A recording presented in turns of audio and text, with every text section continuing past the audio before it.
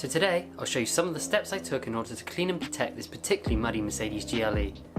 I'll be covering how to clean fabric wheel arches, as well as how to professionally use a foam cannon.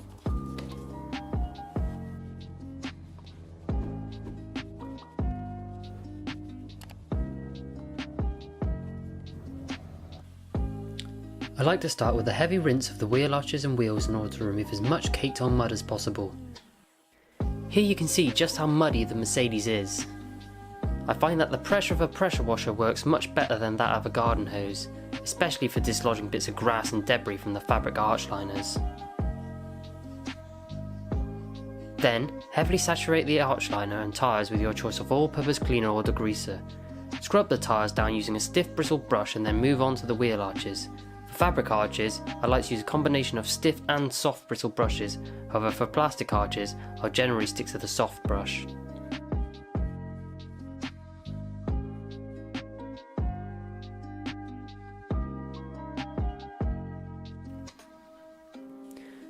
When finished, thoroughly rinse the cleaner and dirt away.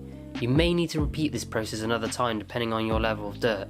In my situation, I needed to go around again.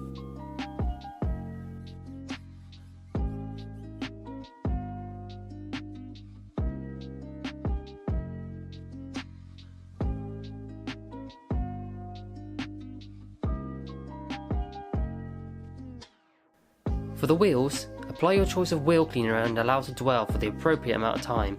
Agitate the cleaner into the wheels using a soft bristled brush, then agitate the wheel barrels and behind the spokes to ensure that every part of the wheel has been cleaned.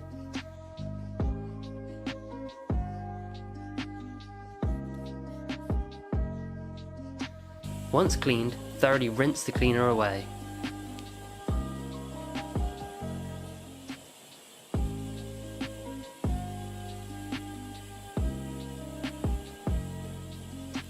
I like to go over the wheels a second time using an iron contaminant remover. This allows some of the more embedded brake dust to be removed.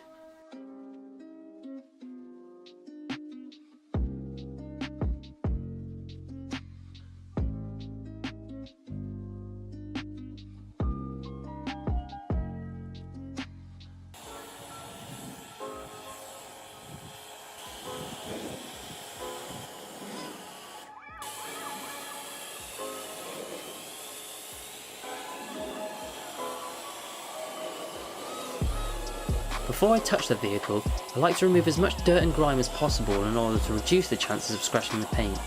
As well as this, when physically washing the car, my wash mitt tends to stay much cleaner. I'll then snow foam the paint.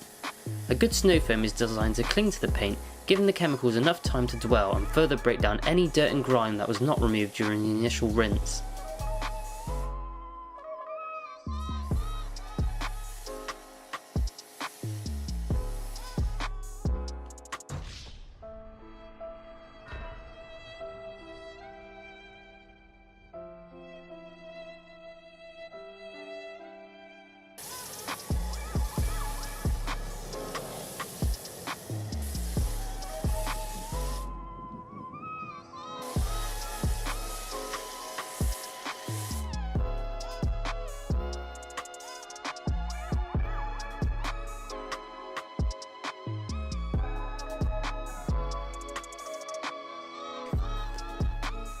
Whilst the snow foam dwells, I like to use this time to agitate intricate areas of the vehicle that aren't as accessible with the wash mitt.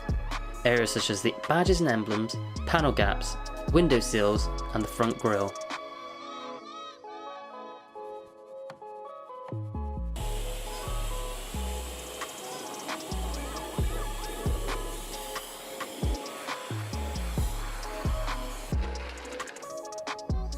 Next it's time to contact wash the paint. I personally like to use a 2-bucket method, as this is a very good, proven technique that enables you to safely wash even the dirtiest of cars.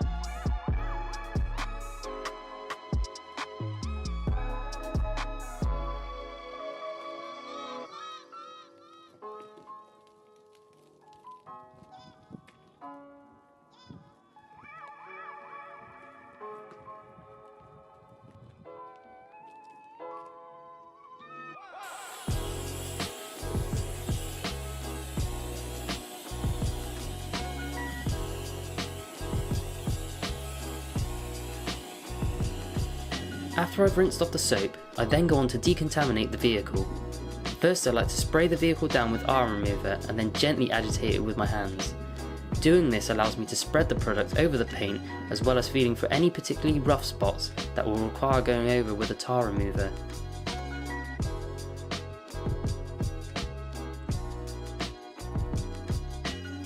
Rinse the iron remover and if necessary, proceed to using the tar remover. Here you can see a couple of tar spots which need removing. I apply my tar remover and leave to soak for a few moments. As the tar remover I use isn't particularly aggressive, it usually requires some agitation to remove. With gentle pressure, I'll rub back and forth on the tar deposit until they disappear.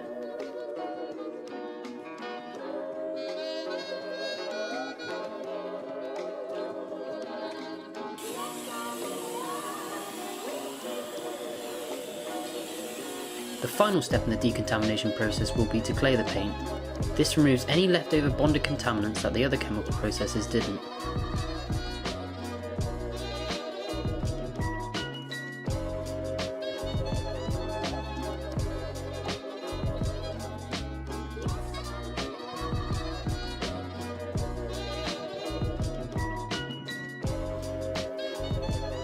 Here it started to rain, so I set up the camera in a sheltered area and finished claying the car. After this it was getting dark, so I decided to call it a day.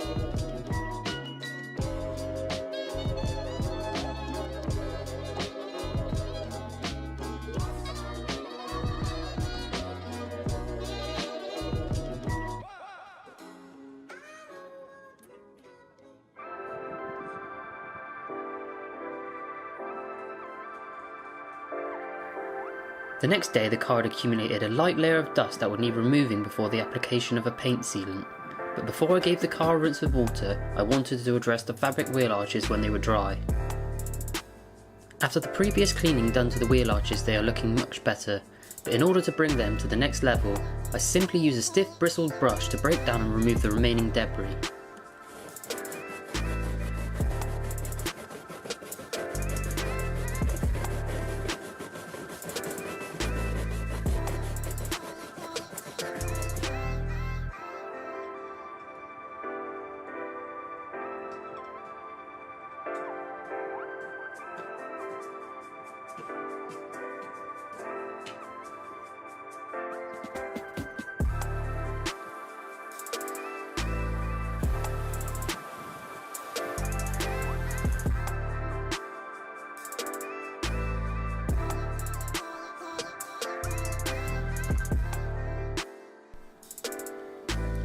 Whilst drying the vehicle, I noticed that the glass had a lot of water spots. You can see the spots appear when a damp microfiber cloth was wiped over the surface. As the glass was going to receive a long-lasting water repellent coating, I wanted to remove the water spots before application. To do this, I used a specific glass polish and a dedicated glass polishing pad on my dual action polisher to remove the marks.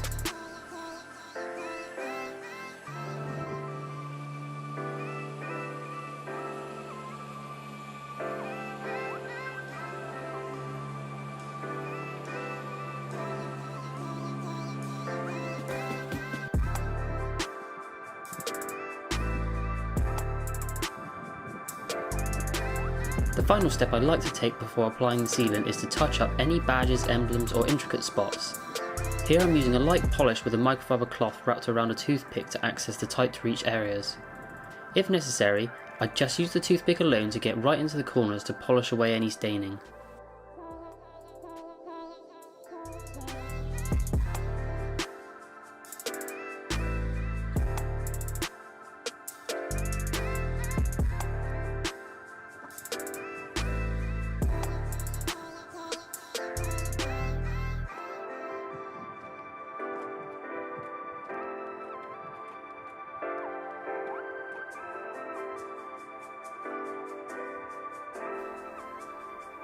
Here you can see me applying my current choice of paint sealant.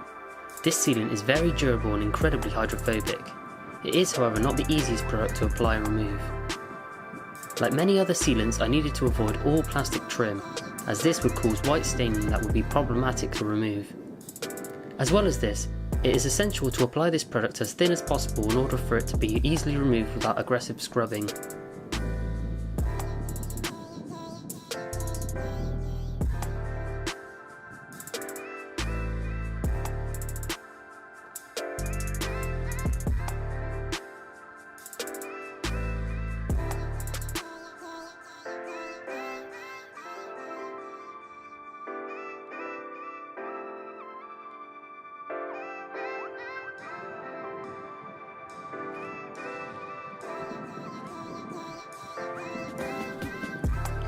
Finally, I move on to dressing the wheel arches and tyres. I mist the dressing onto the plastic arches and then spread the product using forced air in order to blow it into all the nooks and crannies.